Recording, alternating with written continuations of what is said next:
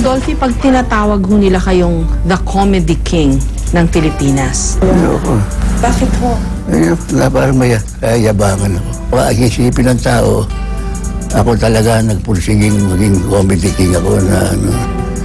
Pero hindi, talagang nag-aamay ng tao, tinatawag ako ng ganon.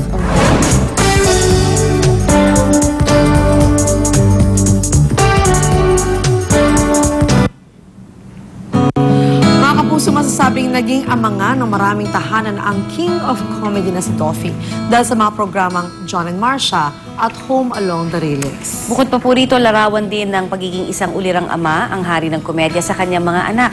Panoorin po natin ito. Dahil sa kanyang mga panalong punchline at kwelang hirit, Louder! Yes, sir!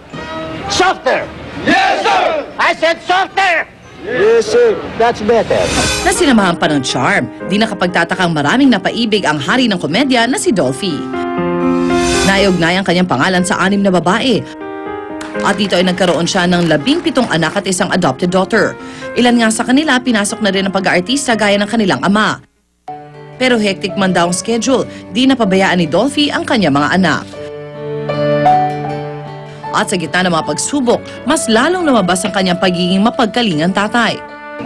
Gaya na lamang noong taong 2004 na maaksidente si Vandolph, anak ni Dolphy sa aktres na si Alma Moreno.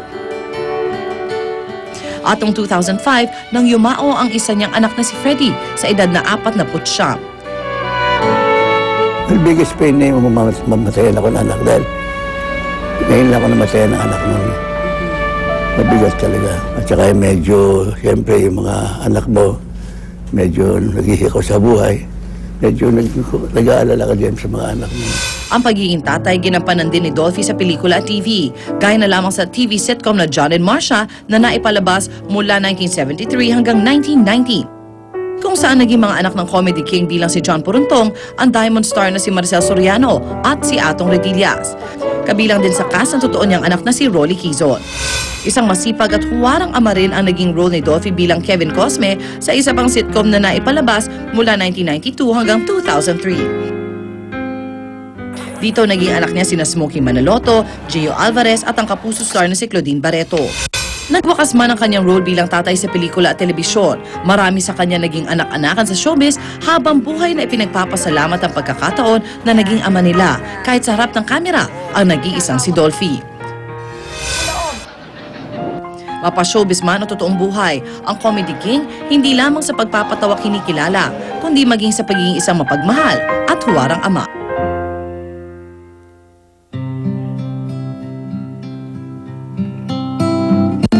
Sa punto po ito, makakusap natin si Maybelline de la Cruz, isa sa mga naging anak-anak ni Dolphy sa mundo ng showbiz. Good morning sa'yo, Maybelline. Good morning po, good morning.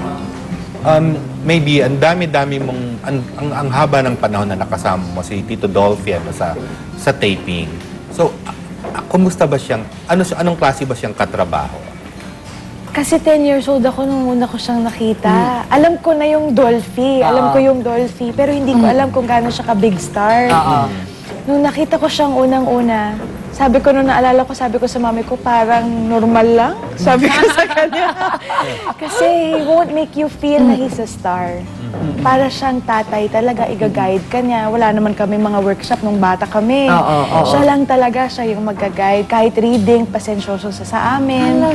So pag may mga eksena, ipapractice niya kayo? Yes, ipapractice niya kami. Minsan tuturuan ka pa niya kung paano magbitiw ng linya mo. Yeah. Parang tatay talaga, pati yung pag-guide sa'yo. Yung pagiging tatay niya, nag-extend hanggang sa mga pagbibigay ng advice pagdating sa career. Ano mga binigay niyang advice sa'yo? Marami. Isa na yung pagpasok ko dito sa Channel 7 kasi wala naman akong manager talaga. Wala rin naman akong kilala sa showbiz. So, siya yung nilalapitan namin. So, sabihin ko sa kanya, Tay, Tito, ito yung mga offers, anong dapat kong gawin. So, siya yung talagang nagde-decide nun for me. Iba yung pakiramdam pag si Tito Dolphy kasi parang pangalawang tatay mo na eh. Meron kang kinukwento tungkol sa isang batang cancer patient na tinulungan mo at hiningan mo ng tulong si Tito Dolphy. Ano yung ano ba nangyari doon? There's this boy, no? he was dying already. Ang wish niya was to see Tito Dolphy.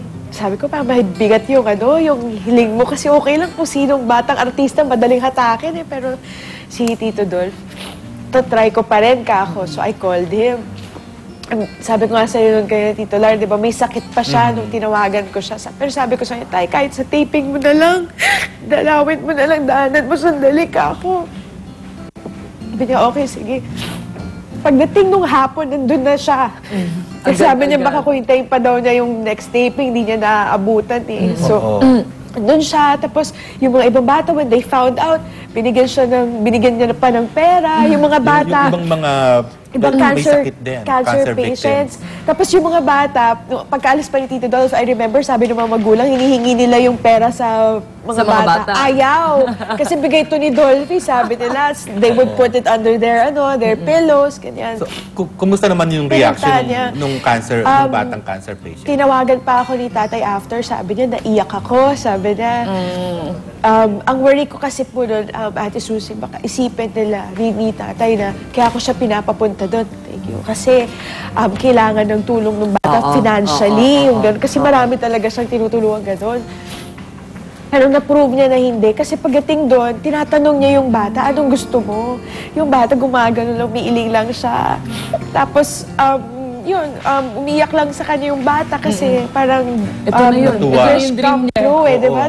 Dream come true sa kanya. Tapos yun, naiyak lang din si tatay sa gano'n. Yun yung sinasabi ko, Tito Lars, si Tito Dolph, yung tipo ng tao na alam niya na na mahalaga ang buhay, mahalaga yung may nagmamahal sa'yo, na kahit sino ka pa, basta kaya ka niyang pasayahin, gagawin niya talaga lahat. Saka talagang tatay na tatay. Tatay talaga. Well, I can still remember nung, alam mo, itong si Nicole, yung adopted nila. Kasi I was there nung dinala nung nanay niya si Nicole.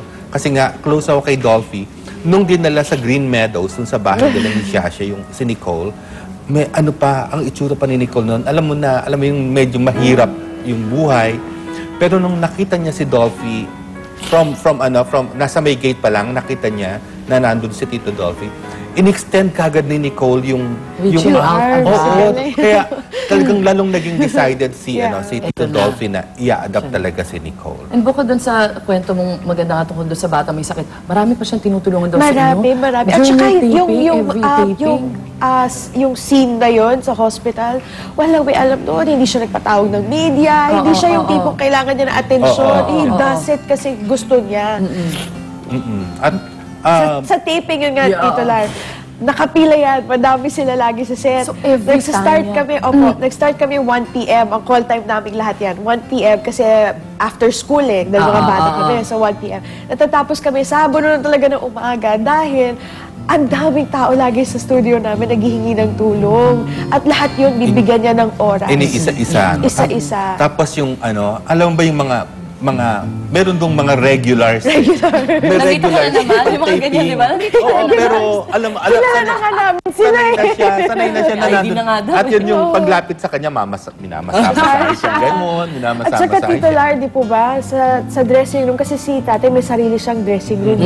Sa loob ng dressing room niya, ang mga nandun, hindi mga bigating tao. Yung pinaka-ordinaryo makikita mo. At kung anong ginagawa nila, nagpupusoy dos, kasama siya sa laro nagtutong its, kasama siya. Bilang syempre mundo ng showbiz, makinang siya, especially for young people growing up into it. Pero yung ganun yung nakikita mo, na super sikat na kasama, regular, So, sabi nga nung magulang ko, napakaswerte ko daw. Kasi, kung hindi ko na kailangan maghanap ng ibang role model, ayan na siya, na big star na, and yet look at him.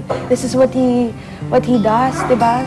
Galing-galing. So masasabi mo talaga na napakalaki ng papel na ginampanan ni Tito Dolphy sa buhay? Ay, opo. Sabi ko nga, kung hindi, yung mga unang taon ko sa showbiz, kung hindi sila kasama ko, baka hindi na ako nasa showbiz. I fell in love with the craft because of him.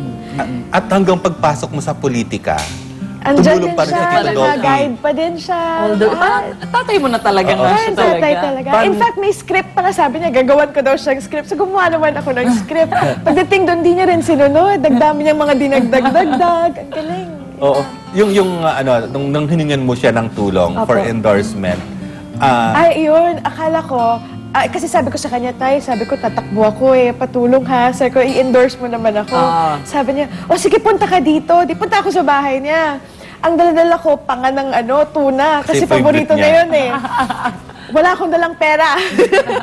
Dahil di ko na siya kayang bayaran dito lahat. Sabi ko nun sa alalay niya, sabi ko, Presley, bakit ang tagal ni Tito Dolph kako? Kasi mga 1 hour na, ang pala nagme-makeup siya. Akala niya, commercial or video.